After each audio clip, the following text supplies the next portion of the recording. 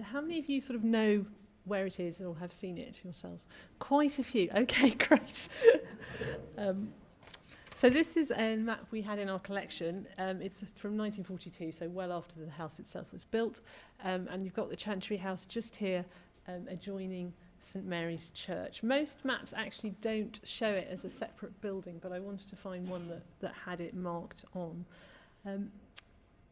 The building itself faces two ways, which I'll come on to talk about, but you can see here how close it is to the River Thames, and that is significant in its story. And Henley's situation on the River Thames as the highest upriver navigable point meant it was a significant port for many years, transporting wood and grain to and from London.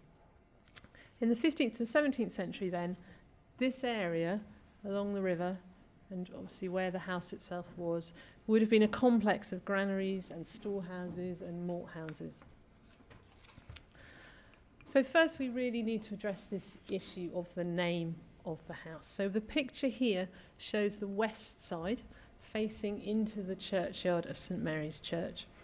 And I'm going to be using evidence from the assessments of the 1980s, a buildings report that was done in 1999, and also the most recent survey that was done in 2004. But the name itself comes from, well, we think was first used in 1861 in a history of Henley-on-Thames by J.S. Burns. He quotes a 1553 document, which I'll come back to, and he calls it the Chantry House. And it seems that that name then stuck, and it was commonly used from the late 19th, early 20th century to describe the house. However, there is some debate over whether it was actually used as a chantry house. The research of the 1980s suggests it was built by merchants for merchants, and that would not have been priests living in the building itself. Later a report agrees, but in 2004 they reopened the possibility that there might have been priests' chambers within the house itself, but it certainly was called the Chantry House for a long time. So let's explore that a bit further and look at what the building itself can tell us. So if we look at the building itself, you can see a lot of windows in the building. That is a sign of its significance as a building, and when it was built there would have been a lot of moulding on the oak work. The beams themselves were moulded and decorative, and that suggests that it was a building of high quality, that it was designed to impress. The colour you can see was added in 2005 as part of the restoration, and it's a white and yellow ochre lime wash. But you can see the timbers quite clearly marked out, and then there would have been brick infill and wattle and daub in its original state, and we've got some finds of that. But what is a chantry house? Let's just take a step back and think about what that name actually means. Chantry houses were founded from the end of the 13th century, where it was usual to leave a sum of money to the church to pay for lamps to burn before an altar, or for priests to say a special mass for your soul after your death. So people sometimes left money in their wills for that. If you were rich, you might have a chapel with a full-time priest every day to say mass for you, but the less wealthy often left money for something called an obit, which was an annual service of remembrance on the anniversary of your death. Now we know that there were 7 chapels or altars dedicated to saints in Henley, and John Elms of Bolney Court endowed St Leonard's Chapel, which you can see here, which is part of St Mary's Church. He was buried in the chapel in 1460. But by 1526, only 4 chantry priests are recorded in Henley, and the support for the chantries dwindled, not least because they've caught up in the relationship between Henry VIII and Catherine of Aragon and the breakaway from the Church of Rome. So in fact, under Edward VI, Henry's son, the custom of leaving sums for chantries was discontinued, and in fact they were abolished in 1545 and 1547. In Henley in 1547, the priest of the chantry of St Catherine's was actually evicted once the act has been passed. So there were chantry houses in Henley, and there was one endowed by John Elms in Henley, But that does not necessarily mean that the building that we're looking at was a chantry house as such.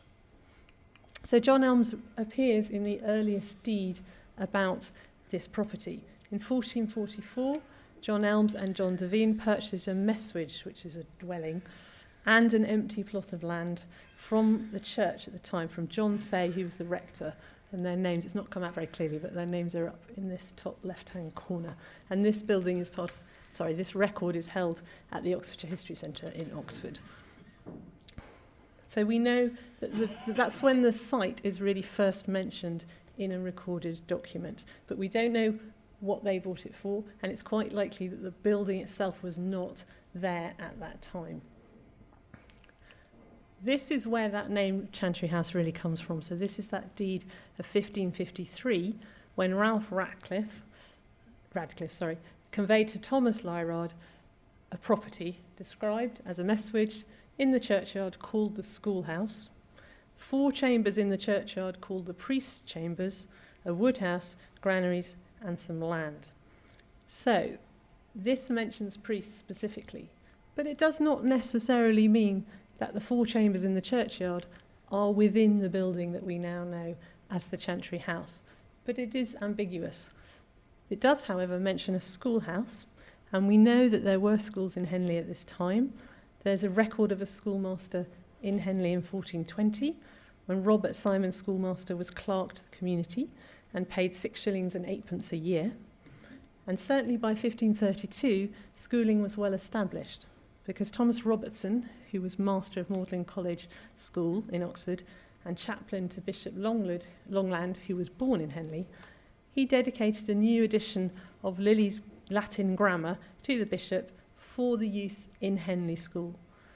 So by 1532, certainly there is a well-established school in Henley, and it seems likely that by 1553 there is obviously a schoolhouse on the site that we are talking about. So let's return back to the building. So this is the opposite side to the first picture. So this is facing onto the river, and you can see it's actually 3 stories on this side. So the building itself is quite quirky because of the lay of the land. The side facing into the churchyard is 2 stories, and the side facing to the river is 3. Now the age of the building is still also under debate a little bit, but the latest survey, the 2004 survey, suggests that it is around 1500. And they've decided that based on the stylistic details of the building and looking at similar buildings across Oxfordshire at that time. The finds that we're going to be talking about, and some of them we have on display here, are from between the second floor floorboards and the first floor ceiling at the southern end of the building, so down this end of the building. And we don't know who built this building specifically, so the land, as we say, was started to be bought by John Elm and John Devine, but we don't know who actually built the building itself. It's quite likely that on this side, the side facing the river, the ground floor would have been used for storage, but the west-facing side into the churchyard has a very grand door. In fact, it has 2 doors, which again adds to its likelihood as being a high-status building. So it might well be that if it was built as a merchant's house, then the merchants came in from the churchyard and they used that floor, the middle floor, as a trading space, and they were welcomed, and possibly even merchants from London, to do their trading there. So this is what it looked like on the inside in the 1920s. This is a photograph by George Bushell. And the riverside is on this side of the room, and the churchyard side is this side. We know from the building's evidence that there was a corridor on this side, and the room had been divided into 4 separate chambers with an attic above. The staircases have all been moved since it was originally built. So there is a staircase at the moment, sort of here, which was built in the 1920s. And previously that had been at the southern end of the building, and the stairs to the lower floor were at the northern end of the building. So the report of 2004 suggests that the staircases are quite significant in helping to understand its use, because they suggest that there was only one way up to the top floor, and that made it more private, which supports the idea that maybe it was a separate space for priests. But as with a lot of this, there is always room for discussion. By the 1920s, the building did need some repair, but they used cement-based pointing and render to fix it at that time, which meant that a lot of moisture was trapped in the building, which meant the wood suffered from wet rot, and then also there was death watch beetles. So by 2003, when they needed to do extensive restoration, it was in quite a poor state. So they used natural materials, and they tried to restore it to the state it had been originally. They used lime-based mortars, and now the timber is much healthier and is allowed to breathe. So this is what it looks like now, and you can see very clearly the kind of height of the ceilings now. So there would have been a floor here that went all the way along for an attic space, but that was opened up during the restoration to make this beautiful room. So this is the upper floor, and this is the middle floor, but if you're coming from the churchyard, this is on ground level. Okay. The upper floor can be hired. People have been asking me about that, so it belongs to the church now, and they use the ground floor for church services and so on, for children's church, things like that. So let's go back to the finds. What can the finds tell us, the archaeological material, what can it tell us about the building itself? So we've got here some examples of material that was found that is to do with the building itself, fragments of the building, if you like. So this is a lump of organic wall plaster. So it's part of the original wattle and daub of the building. So wattle and daub, as you may know, was sort of straw and mud mixed together to sort of make a plaster and then bound together to make it stronger. So it's kind of original building material. So that's likely to have come from the earliest time of the building. We've got here a fragment of glass, so part of an early window pane. So when the building was first built, it's likely that the window spaces were completely open and they would have had shutters, but by this point they're starting to have glass. We've got here a small lead bar, which could be from glazing lead, some handmade nails, possibly to hold the timbers together. This is called a finial. So a finial is a sort of section or ornament that might come from the outside. It might be part of a roof, it can be on the corner of a building frame, but again it's something that suggests that the building was quite decorative and therefore of relatively high status. And then here we have a fragment of the original jetty bracket. So the building itself, you may notice the top floor kind of jutted out from the floor below, and it was held up by these jetties like this. It has got evidence on it of the damage that was done, particularly by the deathwatch beetle, but it does also show how well made the joints were. So you can't see it very clearly, unfortunately. This is on display in the Chantry House, so if you do manage to go there, you can see that beam. But it shows that it was very well made, secured together with wooden pegs, very well slotting joins. So they tell us something about the building. Also within the building, we find a lot of timber marks. So you can't see these now, but they were found when the building was restored. And it's quite common for old buildings to have lots of marks into the wood. Sometimes they're carpenter's marks, looking at how the timber should be put together. Sometimes they're doodles by people. So we've got some dates that we can see. This is a drawing of what you can see here. So you've got the dates 1747 and 1743. They also found the dates 1648 and 1654 carved into the wood, but again, that may have just been graffiti. And then we also have these marks called, I can try and say it's apotropaic marks, which is a Greek word, which means avoiding evil. So lots of old buildings have these marks carved in, and they think they're there scratched in by people to ward off evil spirits. And they're often found by doorways and on windowsills because those were seen as entry points for devils or evil spirits. So here, I don't know if you can see that kind of double V. That stands for Virgin of Virgins. So Mary, the Virgin Mary, who was the patron saint of the church.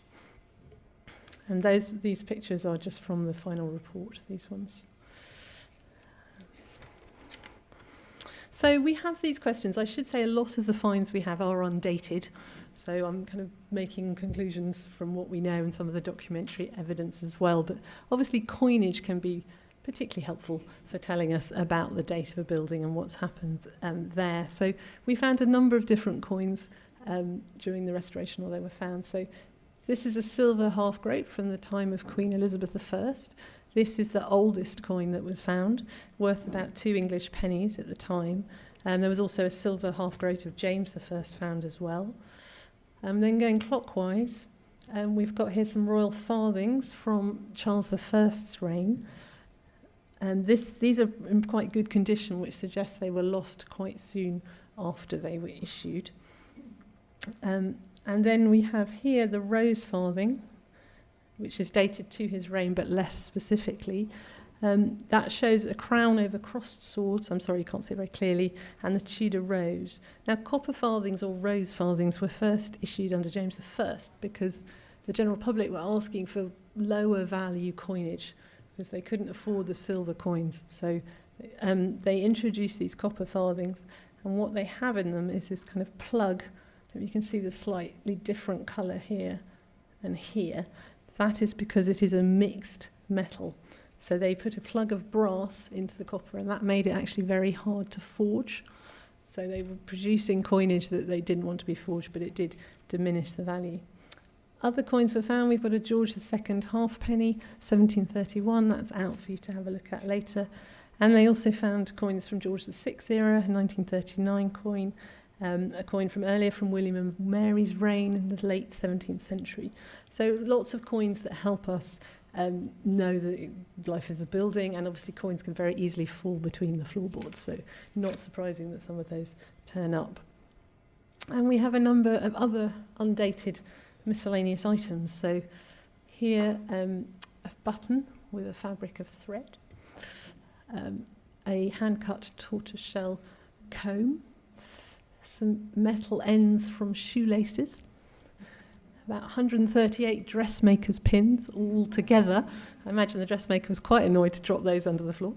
Hook and eye metal fastening, some lace, so possibly made by a child, and a metal handle or buckle.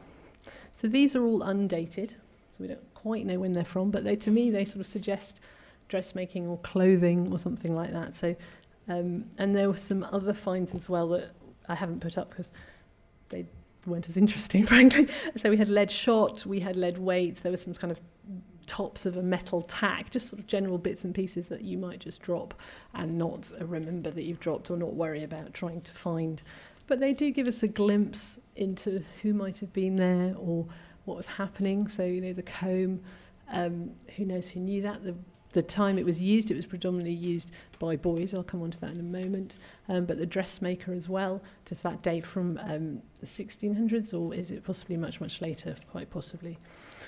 So let's look at what the finds do tell us that's more conclusive about the building's use.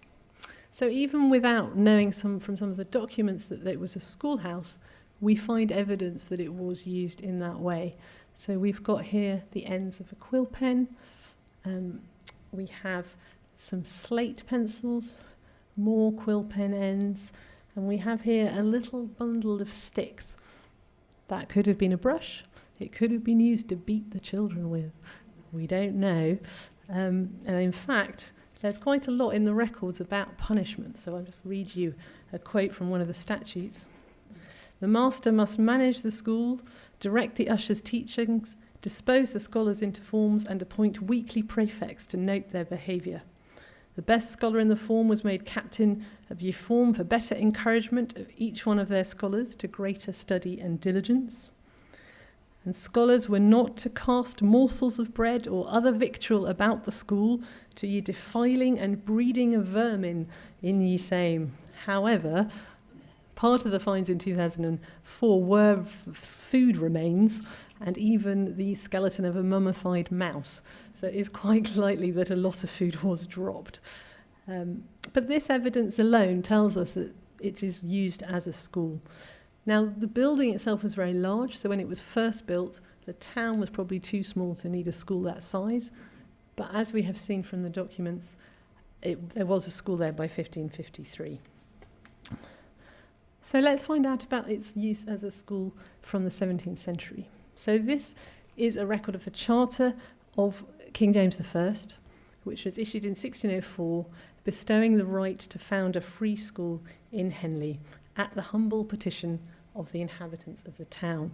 So the paper itself, this section, rather beautifully drawn, is actually a handwritten Latin chant of the 15th century, nothing to do with the Charter, just used to bind the copy of the letters patent. So they're just reusing old paper. The school itself, while it says King James I bestowed the right of it, actually he didn't put any money towards it or anything like that. The money for the school came from a bequest from Augustine Knapp, who was a farmer in Rotherfield Grays. And in his will of 1602, he left £200 for the purchase of lands to found and appoint a free grammar school and pay the schoolmaster £20 per year. 13 governors were appointed, and they bought the property commonly called the schoolhouse and the storehouse. So that's the building that we are talking about today. Each pupil had to pay 12 shillings to the master on joining the school, 6p to the usher, who was the under schoolmaster, and then they were charged 4p per quarter. And the governors had the power and authority to appoint one honest, learned, and discreet man who shall be Master of Arts, or at least Bachelor of Arts, and an usher for the teaching and instructing of the scholars in Latin and Greek tongues. And the master had to be at least above the age of 23 and under the age of 60. They're quite prescriptive. So the school then was founded in 1604, and shortly afterwards a second school was founded by Dame Elizabeth Perriham. That was known as the Bluecoat School because of the uniform that the boys wore at certain times. So she is buried in the church. There's a memorial to her in the church, St Mary's Church. She was the daughter of Sir Nicholas Bacon, who was Lord Keeper of the Great Seal, and she came from a very important legal, political and commercial family that was known for its interest in learning. She married 3 times, and one of her marriages enabled her to settle at Greenland's house, which is now the site of the Henley Business School, and she stayed there after her husband's death. She also later in her life endowed a fellowship and 2 scholarships at Balliol College, Oxford, so she was clearly quite a wealthy and important lady. So this endowment, which this is the original document here, fortunately it's been transcribed, it had a number of conditions, a number of statutes within it. So the school was founded in February 1609, so only scholars aged 19 to 16 years were there, and there were only 20 of them. The schoolmaster could not be married or have children. The working day had quite specific hours for summer and winter. And interestingly, they were taught to read, write, cipher, and cast accounts, so do arithmetic and so on, so that they could become apprentices in trade. So quite a different focus to the grammar school above. So in the 2 floors, the free grammar school from King James I was on the top floor, and then the Bluecoat School was on what's now the middle floor. So very much a different curriculum. And none of the scholars could gather corn at harvest time under pain of losing their place. So she was very much prioritising the education of these children and trying to get them into trade so they could earn a living. There's a lot of rules about what the school should be like. So I'll just touch on some of them. It is ordered that the said schoolmaster enter children together shall every working day upon their knees in the school in the morning of their first coming, and in the evening when they depart, pronounce the Lord's Prayer, the Creed, and the 10 Commandments. They had to go to church every Sunday. They had to learn the articles of the Christian faith, and there was money bestowed for their doublets and breeches, for their stockings, shoes, shirts, and also for the school for wood, coal, paper, pens, and ink. So she was trying to provide for all aspects of the school life. So going back to the grammar school, Latin and Greek were key. This book, Lily's Rules, is we have on the table, so you can come and have a look at it.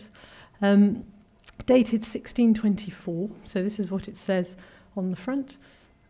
Lily's Rules construed, whereunto are added Thomas Robertson's, I'm going to say this wrong, heteroclites, the Latin syntaxis, and qui mihi. So William Lilly, who wrote Lily's Rules, was a scholar at the time. He was a grammarian. He was an author of the most widely used Latin textbook grammar in England. So this book was used in schools across the country.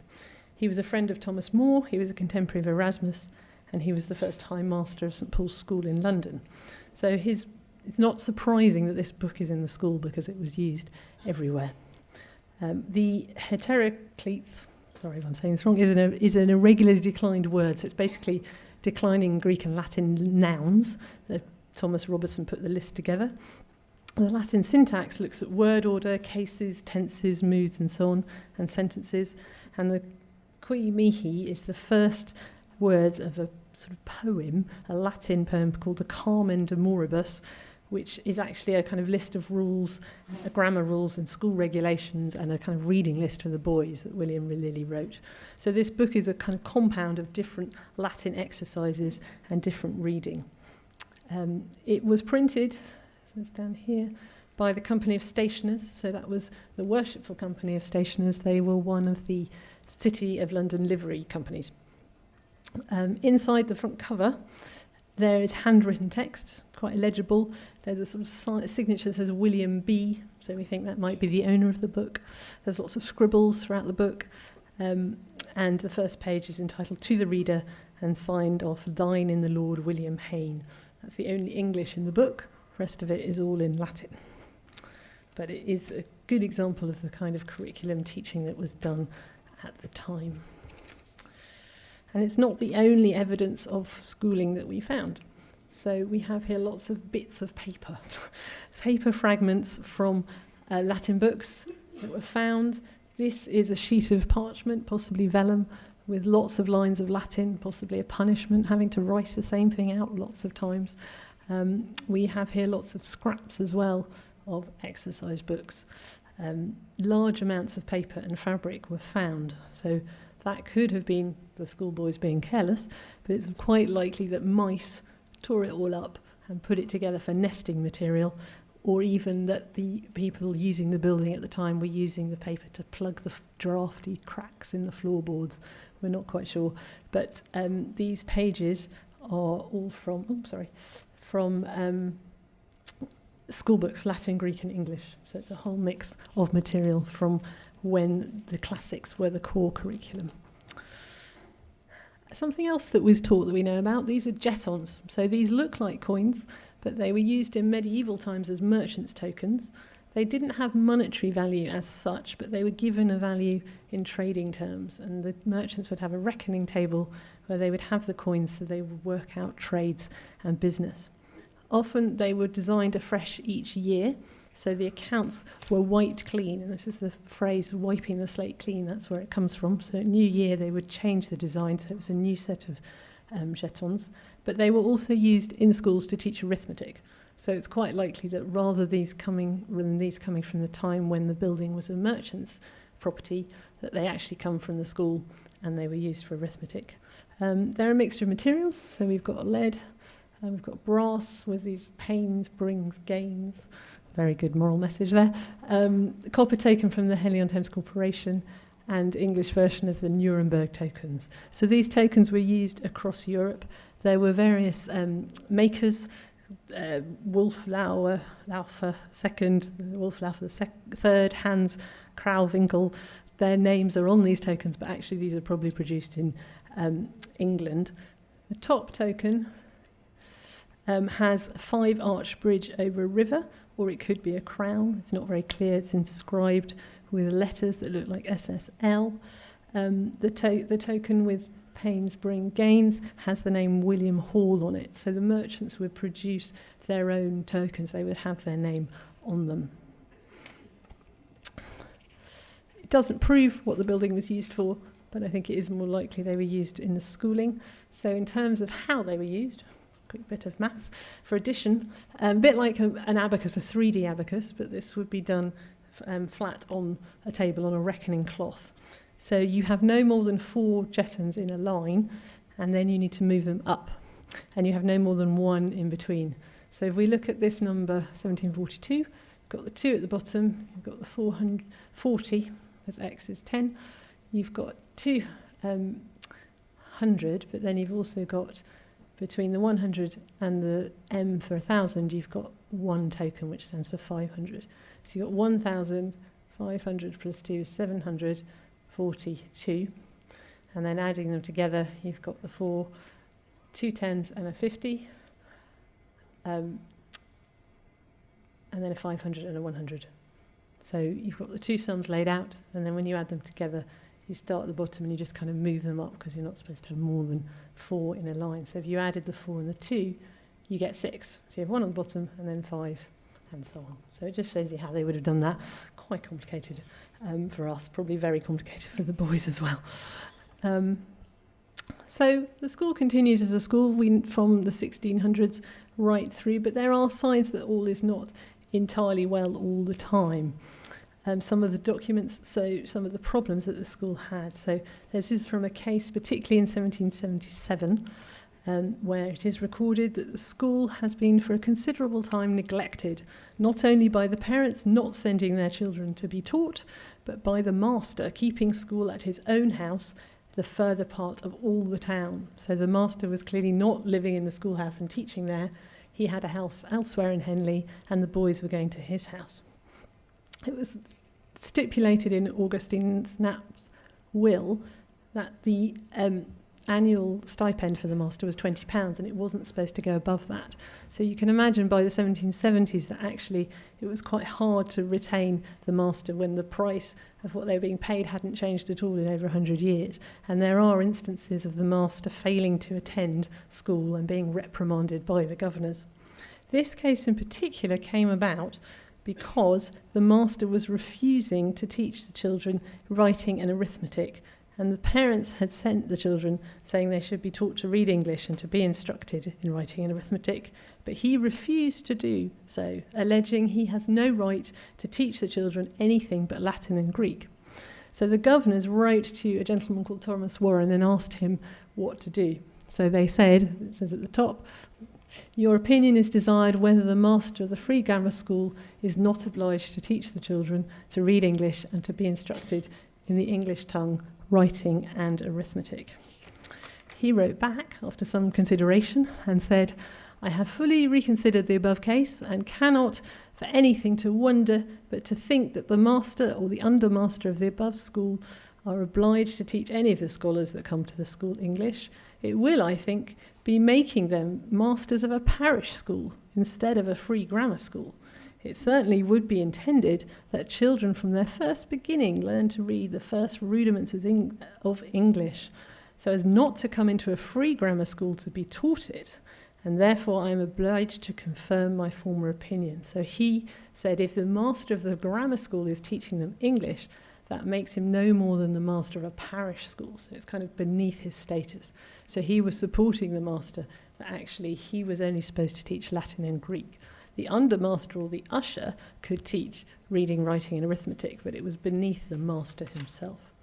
So there were some issues in the school in the 18th century, and actually by 1778 they decided to unite the Free Grammar School of James I and Dame Perriam's Blue Coat School. So this act came into being. So this is from George III's rule in 1778. And there are some interesting snippets in it about the difference between the two schools. So at the top, whereas the estates belonging to the said charity school of Lady Perriam are greatly increased in value from the time of the original foundation, actually the income from the free grammar school was not doing so well.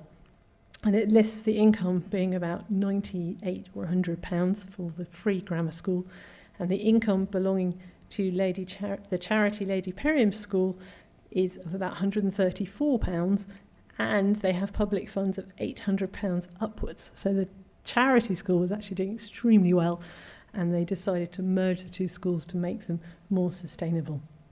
There were other issues as well. So the present house belonging to the said grammar school and the two schoolrooms being incommodious as well as inconveniently situated. So by 1778, Henley has grown as a town. The location is not seen as so desirable. Number of boys has grown, and they decide to move. So they decided, therefore, that to unite and consolidate the two schools, and they were called the United Charity Schools in Henley. And actually, shortly after that, in 1792, the United Charity Schools moved out of the Chantry House premises and moved to buildings on the south side of Hart Street, and then they moved again later. So they were, after that, this building was no longer used as a school. But we've talked about the curriculum and the rules. I'm sure it wasn't all work and no play, however, and the evidence from the archaeology does suggest this. So there were quite strong rules about the behaviour of the boys, as I've mentioned.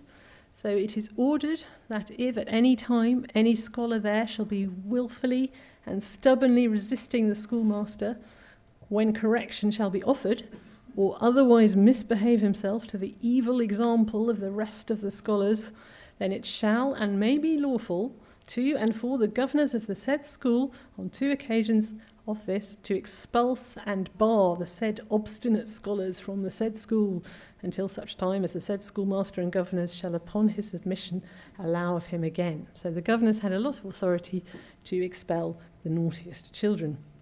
Children could be punished for lying, cursing, swearing, fighting, filthy talking, singing of filthy songs and ballads, absence from church, talking and playing in the church.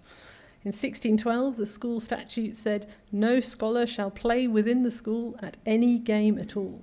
But we do find evidence of leisure in the archaeology. Again, this isn't dated, so I can't say it's definitely from the 17th century, but we have here, some knuckle bones used to play jacks, so you put them in your hand, throw one up in the air and then try and pick up the other ones from the table, or sometimes you catch them on the back of your hand. We've got here some very simple handmade spinning tops, again, which are undated. We have got an example on the table, so this suggests there was some play going on in the school. We find marbles, so these are some very simple pieces of broken clay alleys, as they were known, that were used for clay things, same way as marbles. Got some more here. And then we find more modern ones as well. So even though the building is no longer a school in the modern period, there's still some play going on. And there's more evidence of possibly adult pursuits. So we have some bone or ivory gaming dice with some playing cards. These are the tips of cow horn that were used, often smoothed off at the bottom and used for gaming tokens or gaming counters. Games at this time, particularly in the 19th century when these are dated to, you have things like baccarat, blackjack, poker, something called craps, where you roll a dice and bet on the outcome. So lots of games. And even modernly, we've got kind of a raffle ticket and more evidence of playing cards. We also found jigsaw puzzles, and there's one piece for you to see, so much more modern things. Other activity, clay pipes. There are lots of clay pipes found across the country. It's a really common archaeological find. On the left, we've got the finds from the Chantry House. So we've got 17th century, 1650 clay pipe stems, and then these are later, sort of 18th and 19th century. They were found in the main part of the Chantry House building. This picture is from the Portable Antiquities Scheme website, just to show you what the bowl of a pipe would have looked like, although we've only found the stems. The pipes were obviously in use from the 1500s when tobacco was brought into the country. Later pipes tend to be thinner, smoother, and kind of more accurately made. And by the middle of the 17th century, clay pipe manufacture was well established in most towns and cities. And clay pipes were very common, so they were often thrown away if they got broken, and they weren't seen as a particularly valuable item, so they are found very commonly. Clay pipes were also fashionable. Smoking was fashionable in the 19th century, where clay pipes were often decorated with the names of pubs or with animals or things like that. In Henley, there is some evidence in the burial registers for pipe makers. So Thomas Colwell was buried in 1702. Pipe maker John Scotswell's wife was buried in 1705. And in 1768, there's a record of Richard Pickman, pipe maker. So pipe making was obviously happening in Henley during the time when these pipes were being made. We also found beer bottles and bottles of other kinds. So we've got a stoneware bottle on the left, a glass lemonade bottle which still has some liquid in it on the right, and 2 fragments of glass, one plain, one with a sort of flower here. And they're curved, so it's quite likely they're from a bottle or a glass. You can see very clearly the name there, Ive Brothers. The Ive Brothers were a local brewer This is from the Henley Free Press of 1888, and you can see their advert here. So they specialised in wine and spirits. They've got porter, they've got champagne, they've got various spirits, light, pale, ale, and they were based in the marketplace. So the street directories have evidence of this company. 1842 to 69, Alfred Ive was a wine and spirit merchant, and then they became Ive and Co. in 1876 and 77, where they moved to the 19 and 21 marketplace. And then in 1883, they're listed as a brewer, so they had acquired a property to actually have a malt house as well, and they expanded their premises to 1921 and 37 marketplace. They're last listed in 1915, and they were taken over by John Lovibund and Sons in 1916. So they kind of operated for about 70 years or so. So all this evidence suggests, obviously, it is no longer a school. What was the Chantry House being used for? Well, it was part of the Red Lion pub, which is the building right next to it. So here you have the Chantry House facing the river, the side facing the river, and this is part of the Red Lion, and this is obviously the front of the Red Lion. So we think that this part of the building is of a similar date to the Chantry House. This is a kind of wing. The earliest mention of the Red Lion actually being used as an inn is in 1532, or being used separately as a building in 1532. And then there are various documents talking about leases of the space and the storehouse. So this ground floor might have been used as a stables or as a storehouse or as a granaries. And often in some of the documents there are descriptions of the schoolhouse and the storehouse. So there are a lot of buildings in this area in the 1700s. In 1888, Mr. T. Shepherd bought the Red Lion. He converted the granaries into a boathouse. So on this site there was boat building facilities, and they had boat storage and boat hiring. And that's featured in the sale plans of 1897. And they took over the schoolhouse. It was leased to them initially, and then they bought the site. And in 1918, the Red Lion was bought by Hobbs and Sons, who obviously now are a very well-known boat builder as they were then. And the licensee, A.J. Hobbs, was in trouble before the magistrate for serving beer at excessive prices above the maximum price and fined. And Hobbs owned the site until 1937.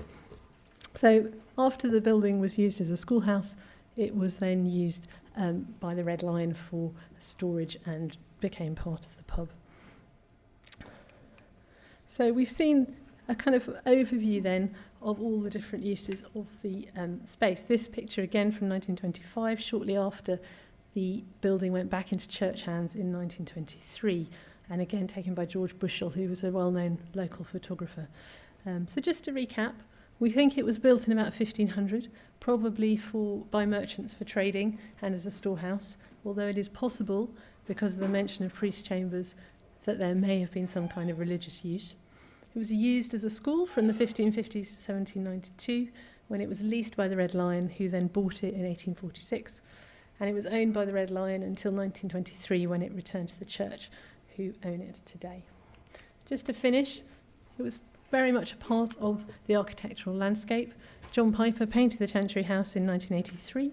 He was known for his interest in historic buildings, and he liked this style of building. And at this time, he was travelling less around the country and very much focusing his artwork on Henley. So I think that is a lovely alternative perspective of the building itself. Thank you.